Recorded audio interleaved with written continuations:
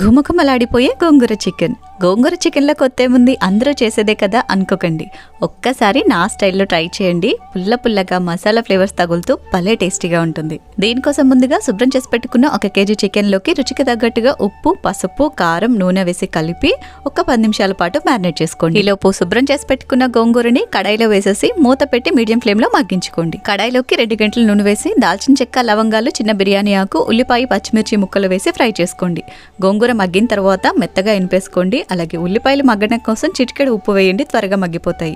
ఇలా వేగిన తర్వాత ఇందులోకి అల్లం వెల్లుల్లి పేస్ట్ కూడా వేసి పచ్చివాసన పోయేట్టు ఫ్రై చేసుకుని 1 కప్పు టమాటా ముక్కలు, 2 స్పూన్ల ఉప్పు, 1/2 స్పూన్ పసుపు, 2 స్పూన్ల కారం, 1 స్పూన్ ధనియాల పొడి, 1/2 స్పూన్ జీలకర్ర పొడి, 2 స్పూన్ల గరం మసాలా వేసి చక్కగా కలిపి మూత పెట్టి మగ్గించండి. ఇలా మగ్గిన తర్వాత మ్యారినేట్ చేసి పెట్టుకున్న చికెన్ వేసేసి మసాలాలోని చికెన్ ని 50% ఉడకనివ్వాలి. తర్వాత మునిగేంత వరకు నీళ్లు పోసి చికెన్ పూర్తిగా ఉడికిన తర్వాత గోంగూర కూడా వేసి రుచికి తగ్గట్టుగా ఉప్పు, 1 స్పూన్ గరం మసాలా వేసి చక్కగా కలిపి మూత పెట్టి మీడియం ఫ్లేమ్ లో ఆయిల్ పైకి తేలేంత వరకు ఉడికించుకోవాలి. ఇలా ఉడికిన తర్వాత లాస్ట్ లో కొంచెం కొత్తిమీర వేసి కలిపేసి స్టవ్ ఆఫ్ చేసి వేడివేడిగా సర్వ్ చేసుకున్నారంటే సూపర్ టేస్టీగా ఉండే చికెన్ గోంగూర కర్రీ రెడీ. చాలా చాలా టేస్టీగా ఉంటుంది. తప్పకుండా ట్రై చేయండి. వీడియో నచ్చితే లైక్ చేయండి. మీ ఫేవరెట్ గోంగూర రెసిపీ ఏంటో కామెంట్ చేయండి.